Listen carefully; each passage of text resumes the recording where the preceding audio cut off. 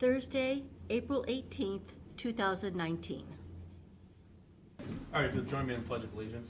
I pledge allegiance to the flag of the United States of America and to the republic for which it stands, one nation, under God, indivisible, with liberty and justice for all. You remain standing for the prayer from Pastor Hickson. Lord, we do give you thanks for our liberty, and we do want justice for all. I thank you for people who have taken on elected office to help carry on those great ideals that we have in this nation. Give each of them, our elected officers, wisdom. I pray that those that they depend on for advice would give them good counsel, and that their collective wisdom would be good for our community. We thank you for the opportunity we have to have things debated and deliberated. Pray that it would all be for our good. In Jesus' name I pray. Amen. Thank you very much. Thank you.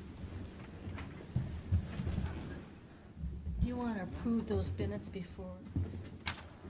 Motion to approve the minutes of the February 28th commission meeting? Second. Mr. Schaffner? Yes. Mr. Old? Thank you. Pete? Okay, we'll update on some of our revenues. The second quarter of the casino tax numbers came out. Comparing that quarter of this year to that quarter of last year, it was about a 1% increase. And so through 2 quarters, for half the year, we're up in total about 2%. It's not a lot of money, so we're only talking about $8,000, but at least, we've seen trends where it goes up and it goes down, and at least for last year and this year, we're seeing a little bit of a trend that's going up. Just giving you the latest sales tax numbers. Essentially, this is for January. Year over year, it's up about 1%, a little over 1%. And again, based on, I look at this variance number, so 0.4% were above last year, and if you look at the budget part down at the bottom, we're 0.1% above, so we're right on track through essentially a third of the year. If that holds, then we'd be right on budget. I wanted to, even though don't have a full board here, there is a suggestion that we take a look at some of the rates at the landfill, not necessarily the main tipping fee, but just some of these other odds and ends of, we charge a price for mattresses and box springs. There's a suggestion to move those rates up. Appliances containing Freon, we have to remove that. So there's a charge for that. Again, we want to look at maybe increasing that. Our fee for untarped loads is 10. We should probably do something higher to really discourage that.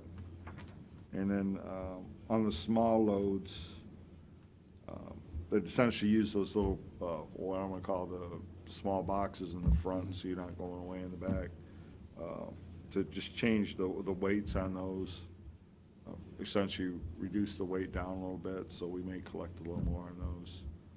There's also been some discussion recently on, we do have a separate construction demolition debris fee on materials that are brought in that's considered road-based quality.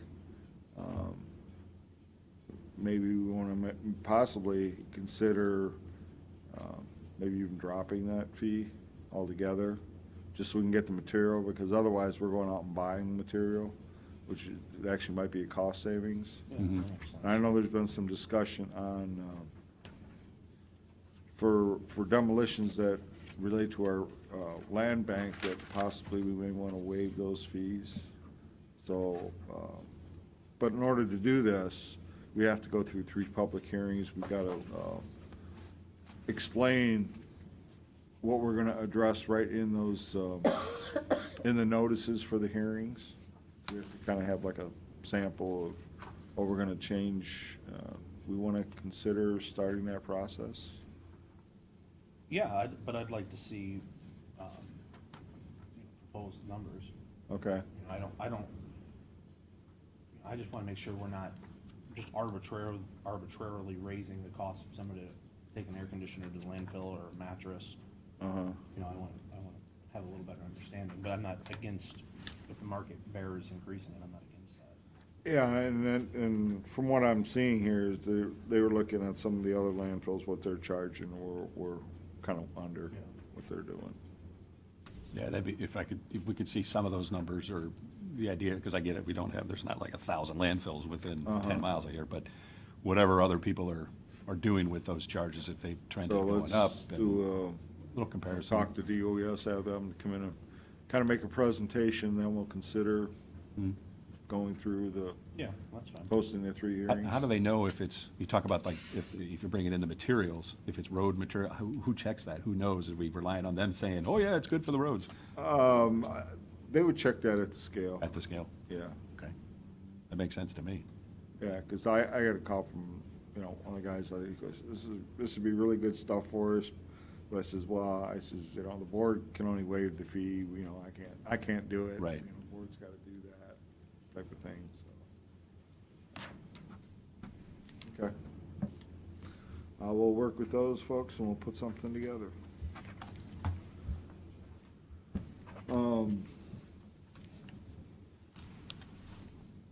I guess I got a few minutes here. I will tell you, in the past, I have gotten some notification from some companies.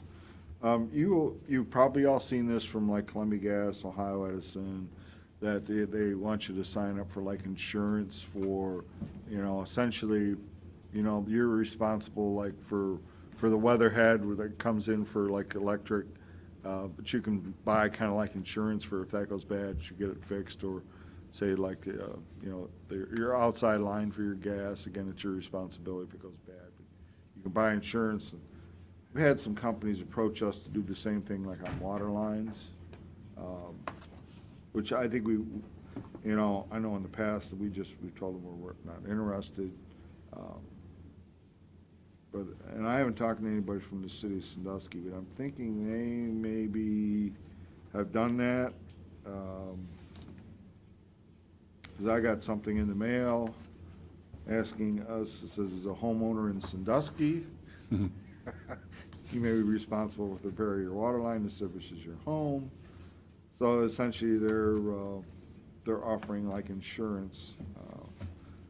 I'm thinking what they did was they just picked out all Sandusky addresses, which, primarily, Bayview, Perkins Township are Sandusky mailing addresses, not necessarily city of Sandusky customers.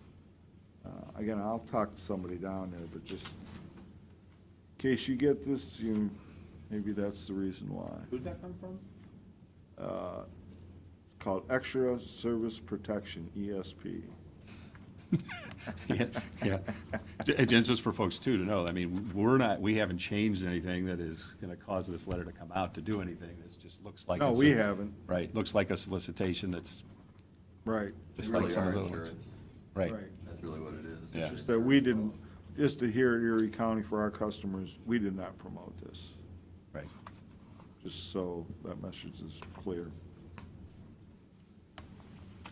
But I'll find out a little more about that. What else you got? That's it. Tim?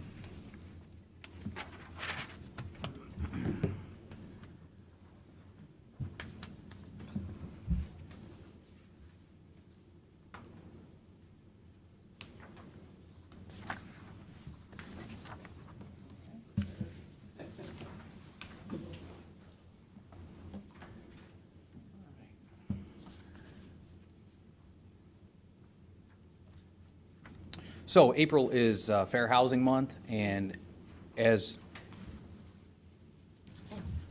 recipients of Community Development Block Grant funding, it is the responsibility of Erie County to affirmatively further fair housing.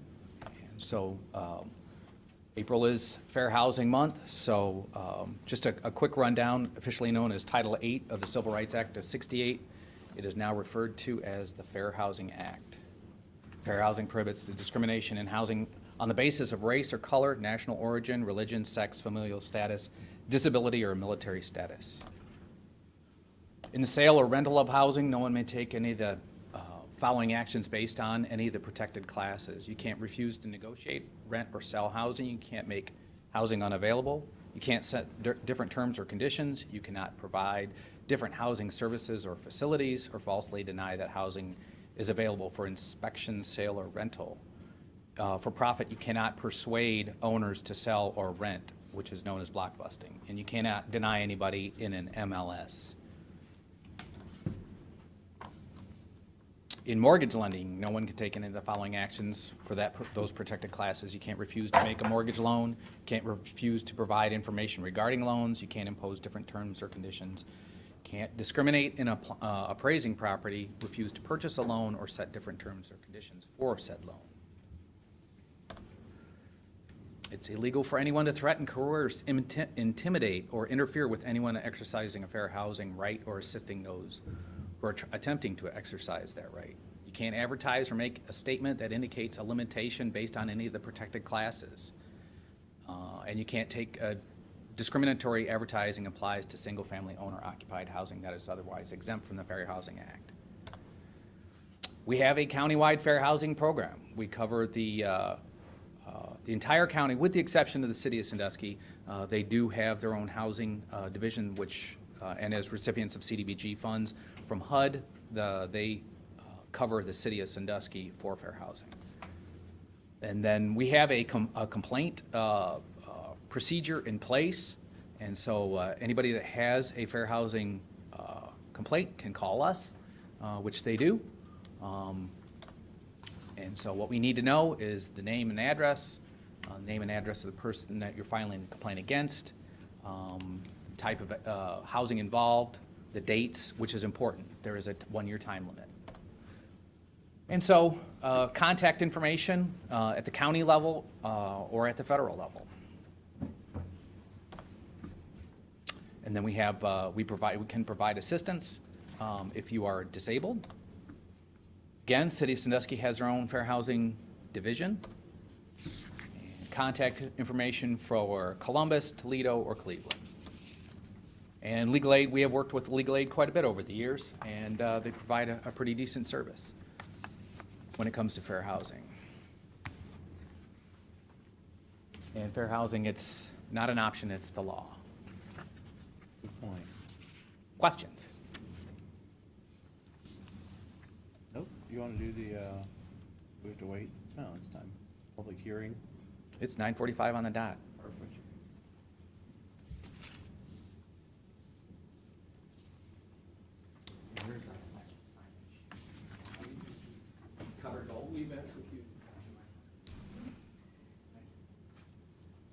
All right, so this is the second public hearing. We're going to focus today on community housing impact and preservation. That's the CHIP program, and it would be a 19 application, and if funded, we would run through 21. The CHIP program basically focuses in on home repairs and new construction. There is a tenant-based rental assistance, which we'll get into here in just a minute. The CHIP program is a competitive grant program through the Ohio Development Services Agency for deferred grants and loans to qualified homeowners to bring up their home up to code and encourage home ownership. Past successes our office has brought in $6.147 million and an average award of $614,700.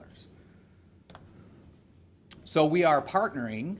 The state has encouraged us to partner with our local political jurisdictions, and you can see the partnership structure in front of you. Erie County, $300,000, City of Huron, $300,000, City of Vermilion, $300,000, and City of Sandusky, $350,000, for a total grant application of $1.25 million. It's reduced a little bit over the last application, our 17 application, which was 1.4. the state of Ohio received less money, and so they are passing on less to their grantees. The numbers are not locked in. The structure, the partnership structure, does have some flexibility. If we don't spend the money in Vermillion, we can transfer it to Erie County. If we don't spend it in Huron, back and forth. So there's some flexibility there.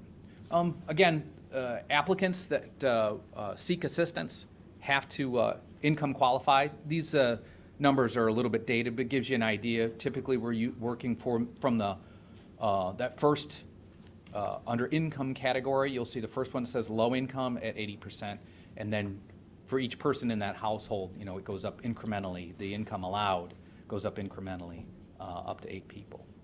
So again, they're a little dated, but it gives you an idea of the income that we're looking at when we qualify individuals.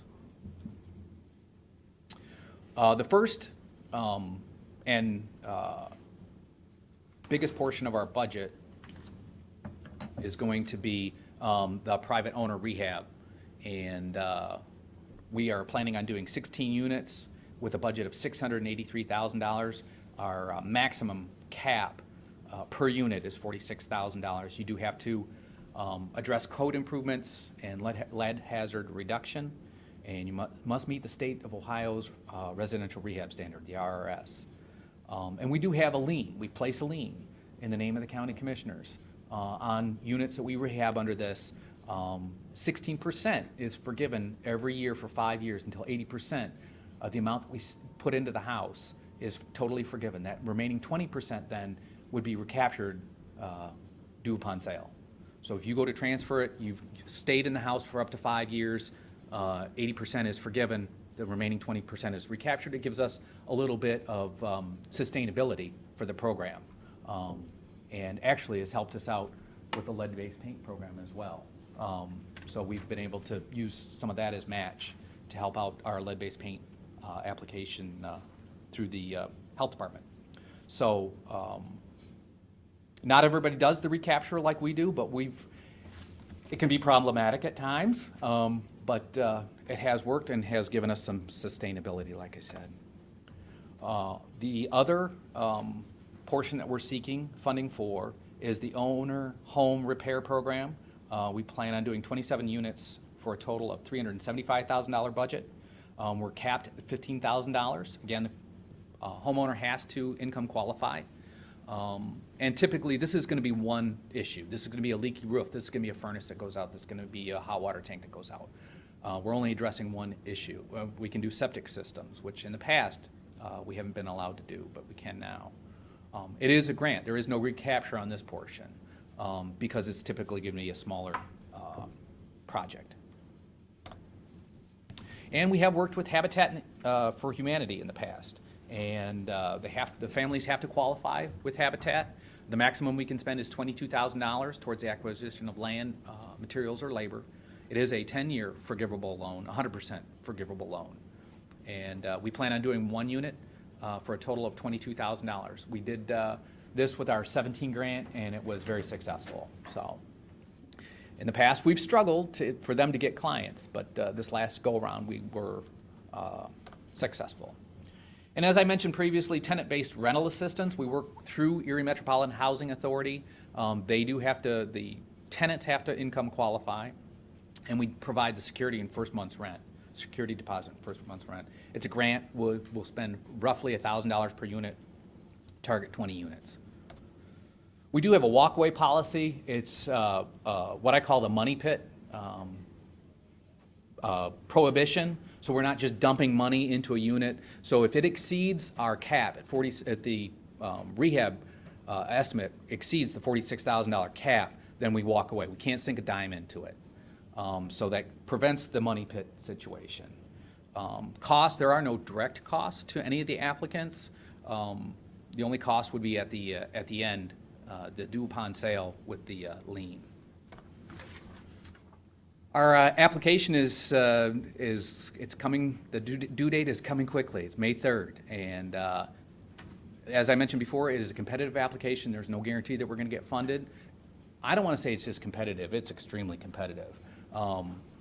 There are applications from all over the state of Ohio. So You have to score very highly in order to receive funding.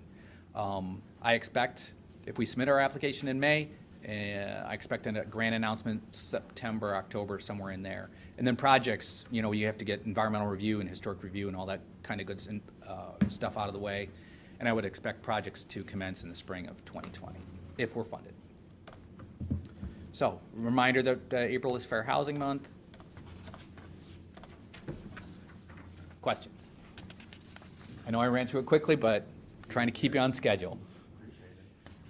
And the ability of us to secure the grant is, we're hoping, going to be benefited by the fact that we're kind of bundling together. That's correct. With- That's correct. You're actually able to apply for more money as an incentive. The state has built in an incentive. You're able to apply for more money if you partner. Now, in the past, Sandusky's always done their own thing, and we've done our own thing. I think this partnership has really worked out well. So, and we've always applied on behalf of Vermilion and Huron as well. If folks approach us to have something done, if they're the owner and they want to have something done, how quickly do they need to get in? Because So it's- right now, we are booked up.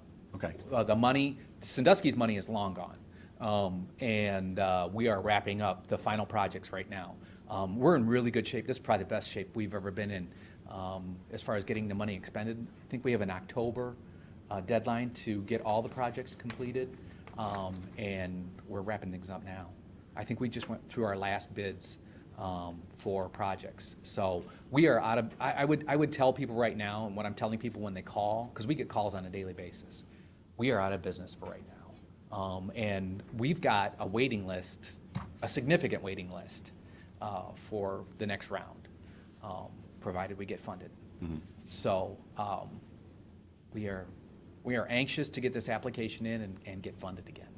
So it's been a good program. I mean, you literally get to, it's what makes my job fun, is you literally get to talk to these little old ladies who call you literally crying on the phone, I can't fix this, my husband's deceased, blah, blah, blah.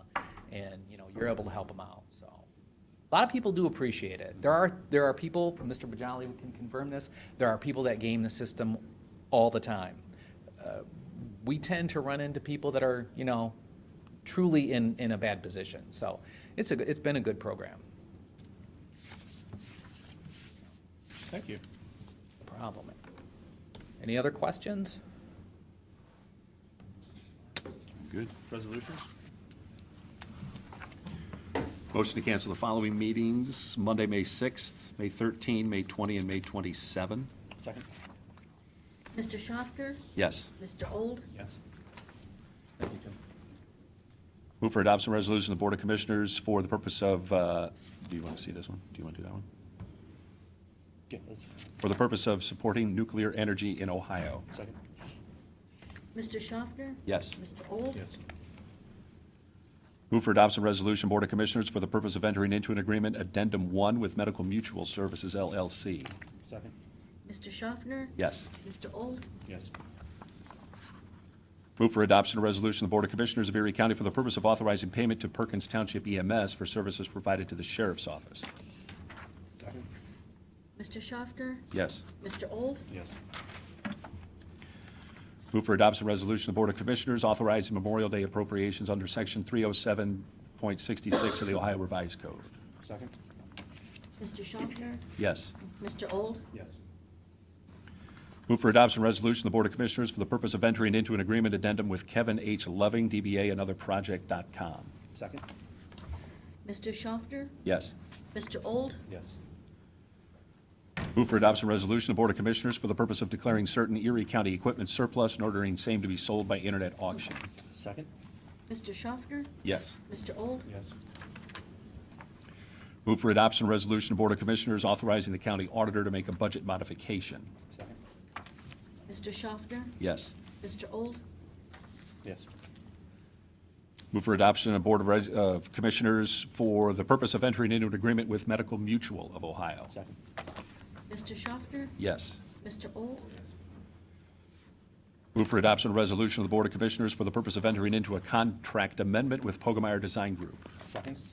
Mr. Schofter? Yes. Mr. Old? Yes. Move for adoption of the Board of Move for adoption of resolution of the Board of Commissioners for the purpose of executing payment of then and now certification presented by the county auditor pursuant to ORC 5705.41D1 and authorizing the drawing of warrants and payments of amounts due upon contract or order. Mr. Schafter? Yes. Mr. Old? Yes. Move for adoption of resolution of the Board of Commissioners for the purpose of declaring certain items surplus and ordering same to be discarded or salvaged. Mr. Schafter? Yes. Mr. Old? Move for adoption of resolution of the Board of Commissioners authorizing the county auditor to make budget modifications and supplemental appropriations. Mr. Schafter? Yes. Mr. Old? Yes. Move for adoption of resolution of the Board of Commissioners on behalf of Erie County Recorder for the purpose of entering into an agreement amendment with e-recording partners network. Mr. Schafter? Yes. Mr. Old? Move for adoption of resolution of the Board of Commissioners for the purpose of entering into an agreement with Mobile Analytical Services, Massey Environmental Laboratories. Second? Mr. Schafter? Yes. Mr. Old? Yes. Is that it? That's it, thank you. I make a motion, we recess until 10 a.m. to start the public hearing. Second. Mr. Old? Yes. Mr. Schafter? Yes. We're taking a time out. Are you all set? Okay. Thank you.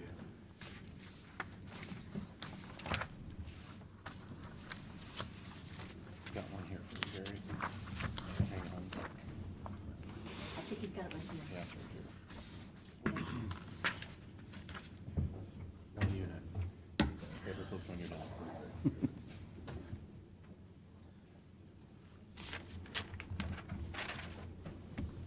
Do we ever go to this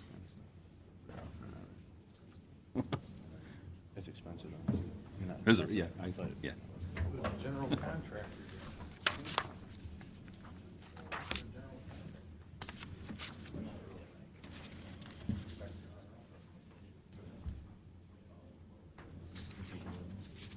No, just that one. there was one Thank more. you. Yeah. That's great. Actually, I'll take it if you want. Steve Oh, said he's- okay.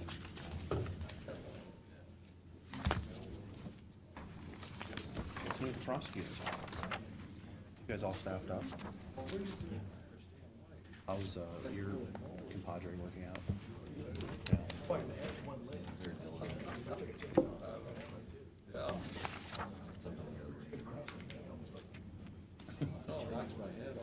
He's back a little bit.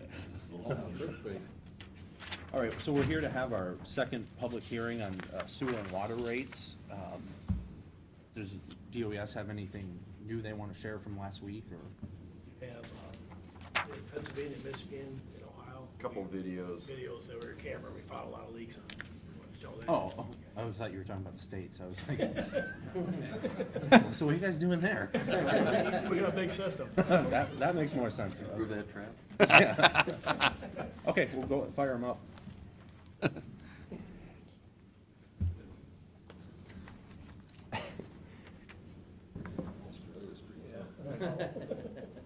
Okay. So here's one, you can see infiltration coming in through a sewer joint.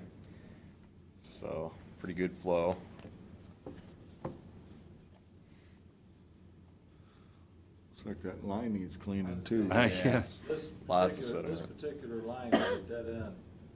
There's, if you can see the white in the back of it, it's plugged. Hmm.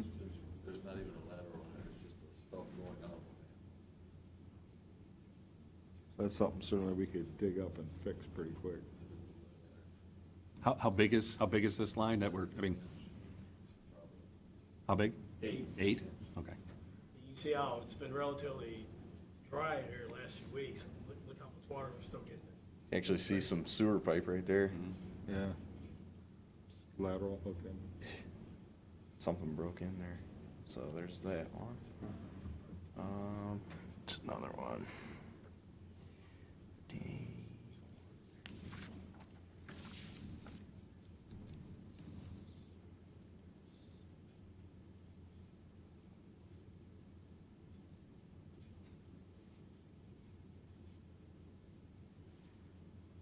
This one, you can see it coming on the left. How old would these pipes be in this area? 1980? 80s? This, So this that's, section here, I believe, was line. You can see This a is the liner, something That's- happened to the liner. hole right in the liner, compromised. So even There's areas, just water coming out of the trench that's around the pipe. Yes, correct. Wow. and that was lined, so you can see there is failure in line pipe. What do they say the lining usually lasts once you do that? I mean, is it supposed to be 10 years, 50 years, 100 years? I mean, Yeah, who It's knows? plastic. I don't know what would have happened there. Might have been a spot in the line when they put it in. Bill, you said too, if it's real wet, it has a hard time adhering to the pipe. Yeah, if they're lining and there's a lot of infiltration still coming in, what it is this is a resin impregnated fiberglass material. And the water is coming in, it'll wash the resin out, so it won't harden up, and then you'll get aspects like that.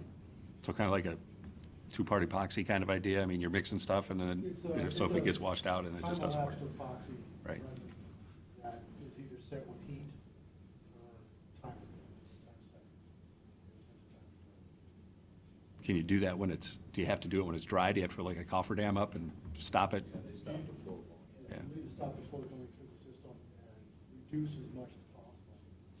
Sometimes they can put small part liners Mhm. for serious leaks and then line again through it. Or they go to a point in what's called grout, which is pumping two-part mix into the joints. Okay. Which will reduce the flow while they wash.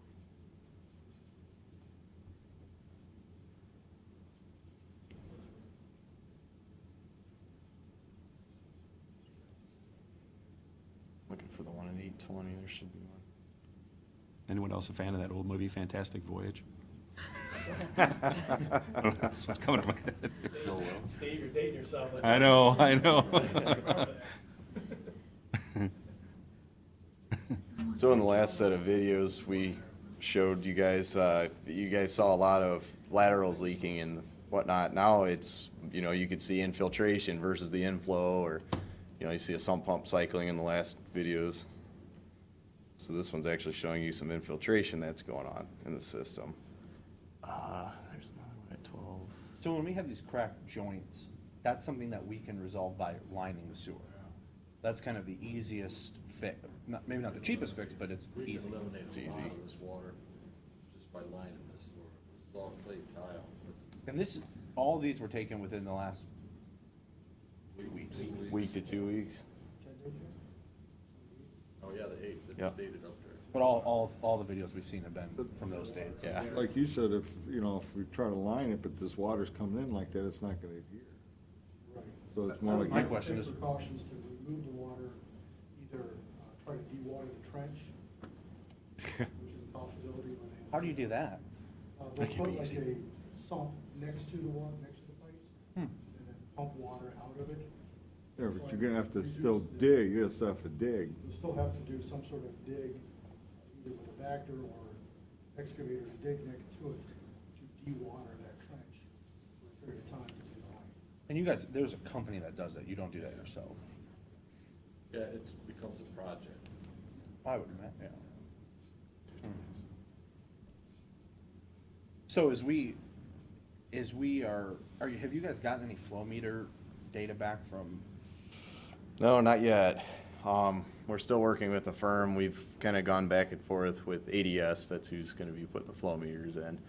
They're trying to finalize locations and all that kind of thing. So they said probably the beginning of next week, sometime next week, they should have the flow meters installed. You guys could see the roots there. If roots can get in, water could get in. It's kind of hand in hand. You see in my report, we're out root cutting, that's what we're taking out. We actually have a circular saw that we run in through the sewers. So these roots restrict flow as well. They take up the capacity that's in the sewer. Let's see, there was one at 12. So just looking at what we've been seeing here, would you guys, I don't know, consider this to be significant inflow, I mean, that we're seeing coming in here? All right, thanks, bye. Should be one at 23 minutes. Yes, because this all contributes to the one area that we do have my best one. So if we can stop a lot of this. Yeah. overall, looking at, without the obvious leaks or breaks or something that's not going wrong, the actual pipe look okay to you guys? I mean, it's not like you're all of a sudden seeing this going, oh boy. Haven't seen any much cracked pipe. Most of the leaks are at the ladder. See it coming up at the bottom there? Right. At the lateral, which that part of the lateral is the county's. I mean, past it is the homeowner's.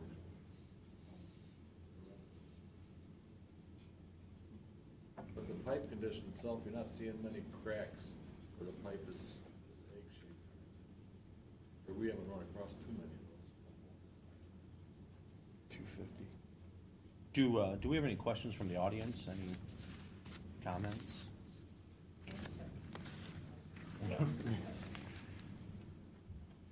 All right, if not, if we don't have any other new information, thank you guys for coming out.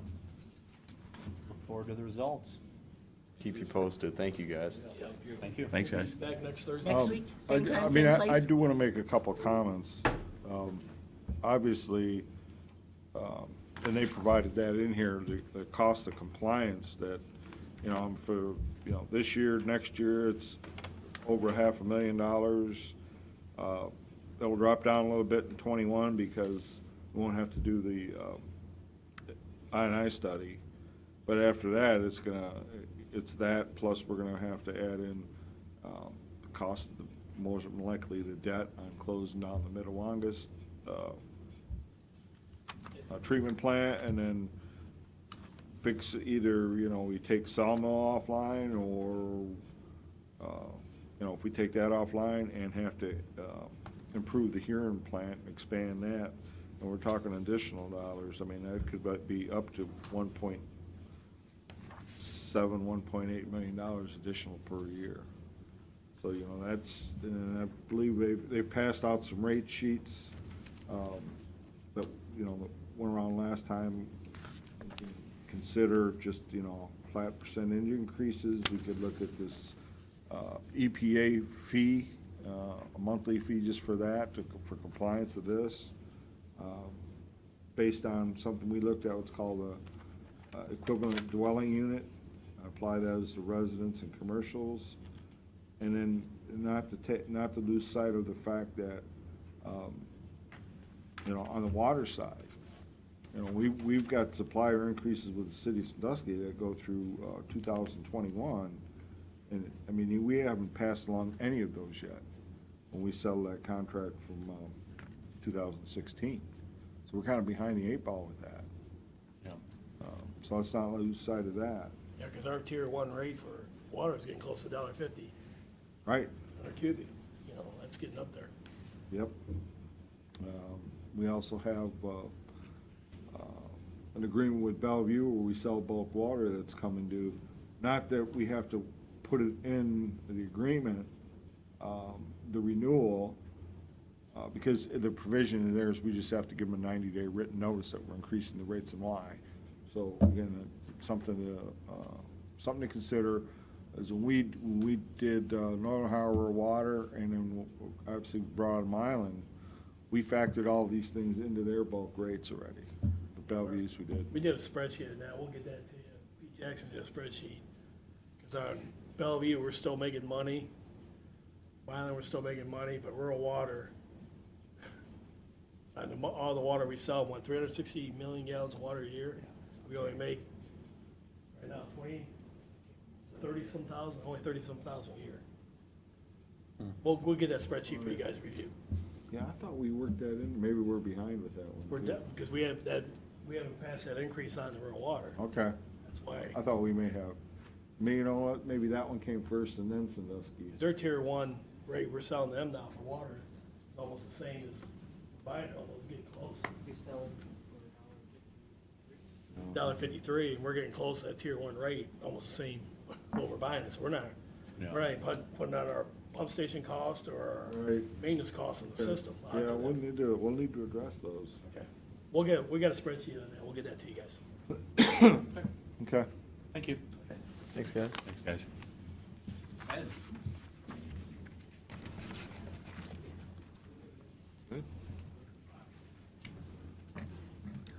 We're ahead. For change. Got any idea why?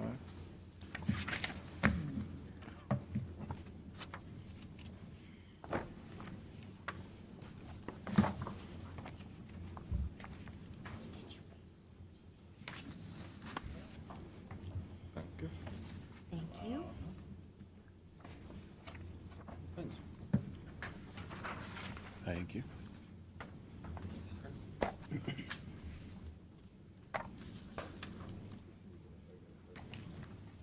I'm sorry? I got more general contract.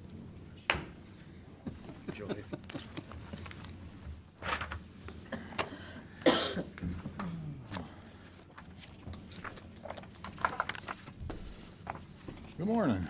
Morning. Welcome back. They left us a lot of extra time, so that's nice. You don't have to take it all. Don't hope to use any of it. We're here to talk about the fourth quarter of 2018, general fund, and then some of the other job and family services, the metals, and then, of course, environmental services. Our first page, we analyze, this is year-end numbers, without the sunset sales tax and without the lodging tax, which are additional things that run through the general fund. So just the core operation of the general fund, you can see how we're doing there. And pretty much 18 was not a bad year. We analyze things more than one different way, and at the end of the day, I think we can look back and say we had a pretty decent year in spite of some, the sales tax situation. You want to move to the second page where we kind of get into some of the more specifics. Of course, we know we've been talking about the, what's been going on with the sales tax and what the state did to us. And while they gave us some one-time funds through the Medicaid replacement tax, about $400,000, that's one-time drop in a bucket. It's kind of like if you graph it, there's a big dip in the trend. And so it's going to take us a while to make that up. Now, looking at the other revenue items, one thing I made a little note there was compare the investment income with 2014. The investment income is doing rather well right now. When I went back and I looked at the years that we can look at electronically, in 2014, we collected a total of about $268,000. So the increase alone in 18 was greater than what we were collecting back then. So enjoy it while you can. It can change before you know it. And another, under the all other, it looks like there was quite an increase there. There was a couple of advances back and getting funds from folks that we've given some dollars to, like the Meadows, our health insurance trust account. So when we net those out, it's about a 1% increase for the 18 over 17. If you look at the expenses, there's a lot of different exceptions, whether they be one-time or timing things. I don't know if there's anything of particular interest that you'd like us to explain. An interesting one to me is like county court.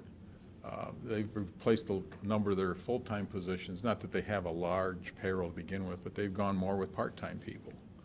So we see savings there. The coroner right above there, from year to year, autopsies is where his money goes. He's not a very big operation except for the amount of autopsies he's got to deal with. So there's a number of things like that that we can talk about.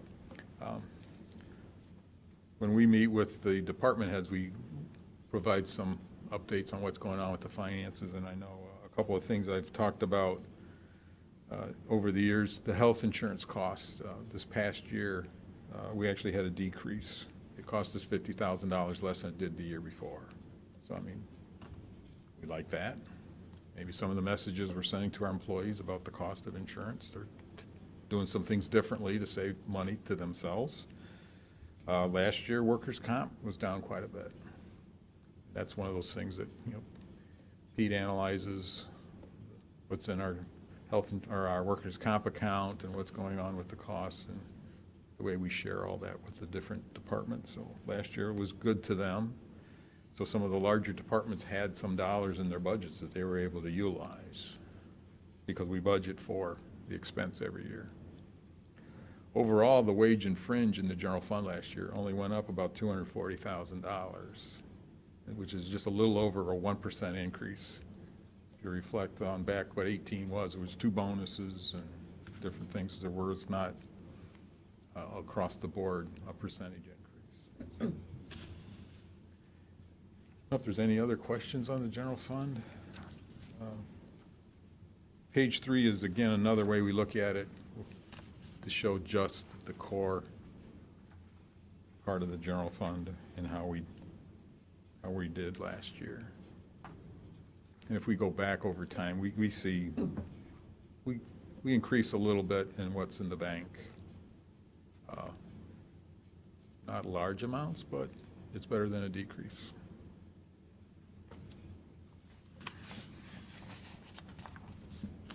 Pages 4 and 5, we report on Job and Family Services, and it's nice to look at Job and Family Services and only see a little bit of red ink, and actually the red ink was in previous years, so they pretty much held their own last year. I know their challenges don't go away.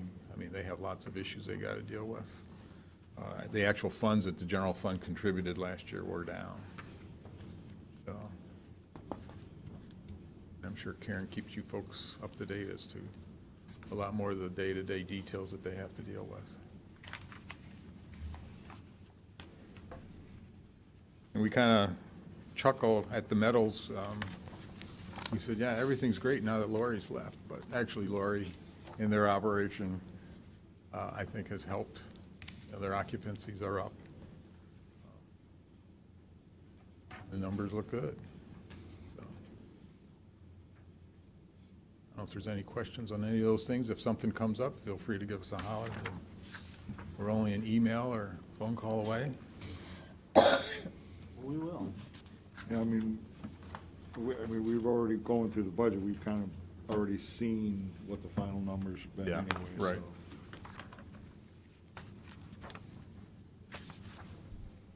Then we have Mr. Jackson.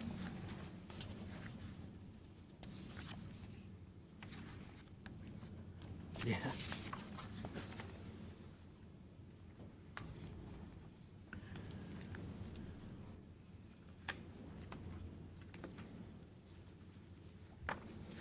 First one I'd like to talk about is the solid waste district. The solid waste district had an increase in revenues, followed the increases in what our tonnage that we received. There was no timing issues posting revenues with that. For expenses, wages and benefits were way down. There was a big reorganization in that department between 17 and 18. We're down to 1 part-time person in that position. They work about 28 hours a week, so that's a significant decrease from 2 full-time and another part-time in 17, or part of 17. For the supplies and services in the solid waste district, that increased 3% from last year. We had decreases, decreased advertising, decreased recycling collections and battery collection dollars. Those were offset by increases to repairs for the compactors at the landfill, and we helped with the drug take-back at the health department. Overall, there's $65,000 that was added to fund balance, which is less than what was added last year. There is new building expenses, which are actually budgeted to get transferred back to the solid waste district this year. We thought they would be moving out there, but there was a change of plan there. And also a one-time payback of generation fees that won't happen this year. So is there any questions on the solid waste district? Nope. Next one is the landfill district. Landfill had an increase in tonnage, and we had increases in revenue. We had for the non-Huron County station tonnage revenue, so all the charges for services and the NASA and the regular haulers. That increased about $1.2 million. We had significant increases in NASA dirt that we received, and then money from the Nexus pipeline construction increased those revenues. Then obviously those are they were offset by losing Huron County Transfer Station in April. For the wages part, we had an increase in pay. How is the tonnage looking for this year? I haven't looked into it yet, sorry. How big of a jump was that in 18? I'm Just sorry? looking at the charge for services at $1 million, and 17 was only 600,000? That's a massive 400,000. Right, a lot of that's with the Nexus pipeline, Oh, that okay. revenue. That That was gets into- okay. $300,000 Okay.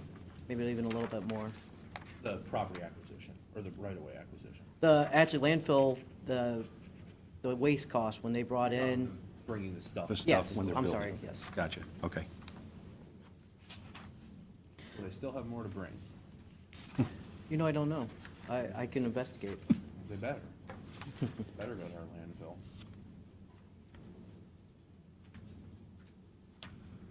Sorry, go ahead. Oh, no, just writing a note. Wages increased from last year. There's just a variety of different things that occurred. There were some issues with the landfill scale that led to some overtime. We had a severance payout, and we had several other employees just progress through the wage scale according to their union contract. Services and supplies increased about $100,000, though we had decreases in the trucking costs with regards to Huron County. We had increases in materials for stone and fuel for the Fred's redoing part of the road that's back there and adding a lot of stone. We had increase in generation fees, which follows the increase in tonnage. And there's some additional seeding done at the landfill. Overall, we added $1.7 million to the fund balance, which is significantly higher than what we had added last year. We had a lot of capital items, more last year than this year, and then increase in revenues. So any other questions on the landfill?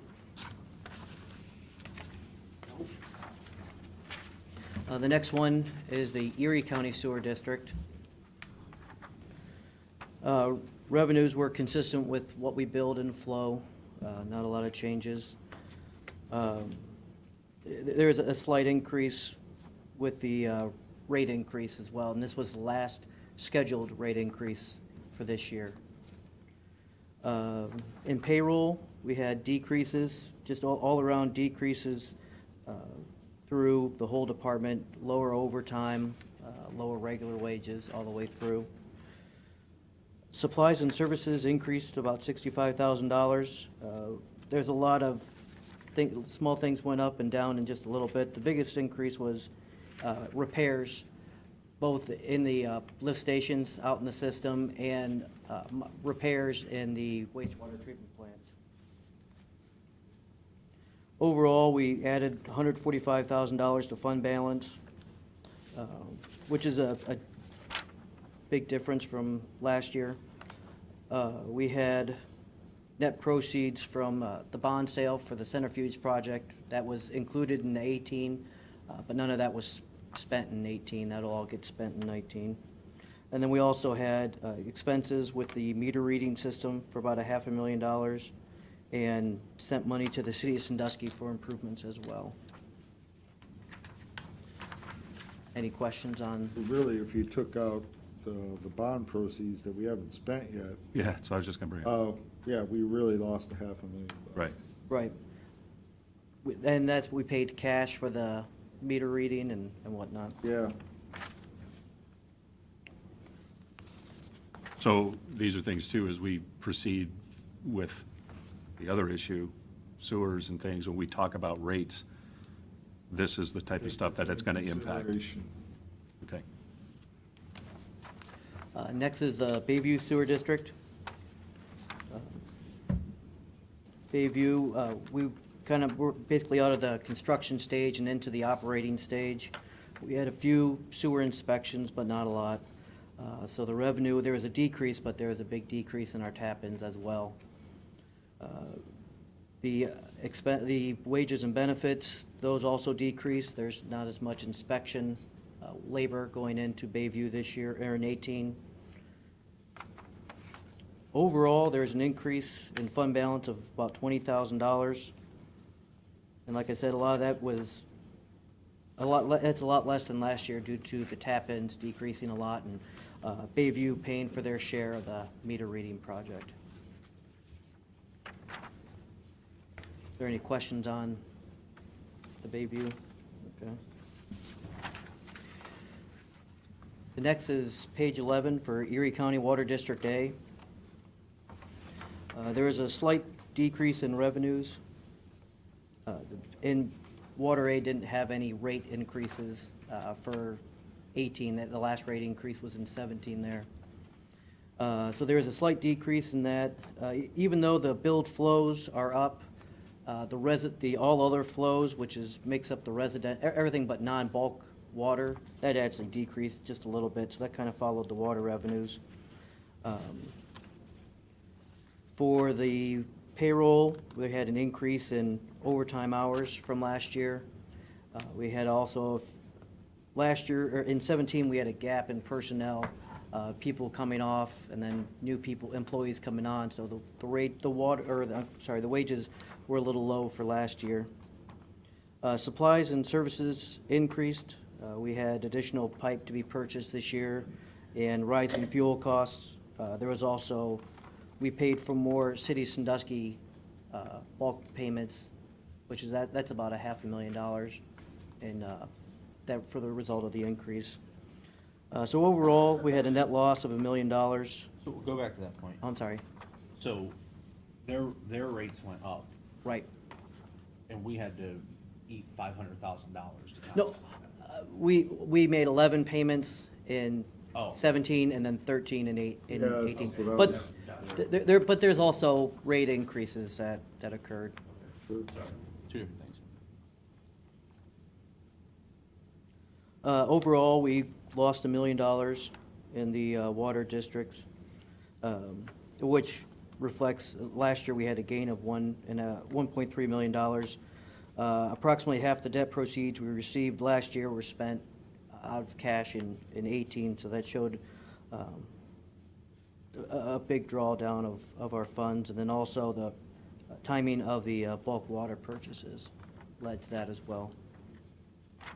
Any questions on water? And the last one is Water District B. And a lot of the trends in Water District A follow Water District B. We had some additional breaks in Water District B, which increased our wages and benefits for District B this year. And along the same lines, we had a net loss versus a net gain last year. A lot of that's due to we received debt proceeds in 17 and spent those debt proceeds in 18.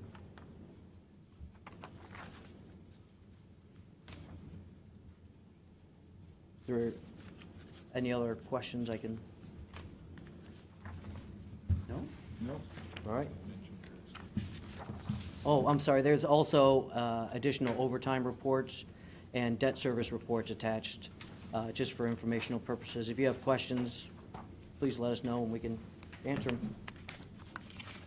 Appreciate it.